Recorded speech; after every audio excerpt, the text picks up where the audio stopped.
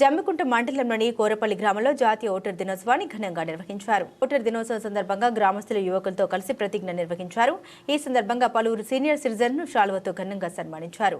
అనంతరం పలువురు మాట్లాడుతూ రాజ్యాంగం మనకు కల్పించిన ఓటు హక్కును ఎలాంటి సందేహాలు లేకుండా నిష్పక్షపాతంగా ప్రలోభాలకు లొంగకుండా ఓటు హక్కును వినియోగించుకోవాలని వారు కోరారు. ఓటు హక్కును ఎక్కడ ఉన్నా తప్పకుండా వచ్చి వినియోగించుకోవాలని వారు కోరారు. ఈ కార్యక్రమంలో బిఎల్ఓలు భాగ్యలక్ష్మి, సారయ్య, రమాదేవి, రజిత, ఉపాధ్యాయులు రవీందర్, బలరాం, కుమారి తదితరులు పాల్గొన్నారు.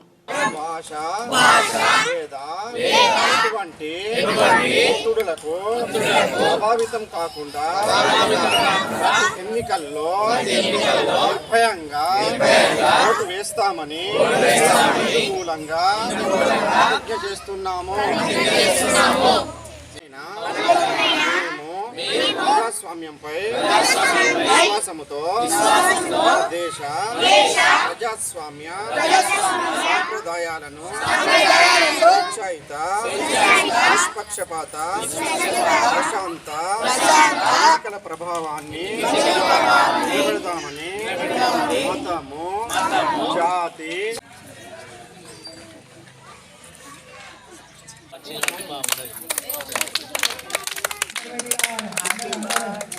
కోరపల్లిలోని అంగన్వాడీ కేంద్రం 1, అంగన్వాడీ కేంద్రం 2 ఆధ్వర్యంలో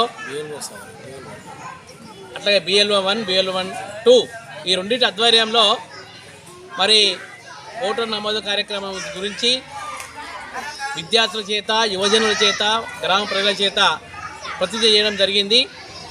ముఖ్యంగా రాబోయే ఎన్నికలైనా కానివ్వండి, ఓటరు భయపడకుండా, ప్రలోభాలకు చెందకుండా, ప్రలోభాలకు లోను కాకుండా నిర్భయంగా ఓటు వేయాలని ఈ సందర్భంగా ప్రతిజ్ఞ చేయడం జరిగింది.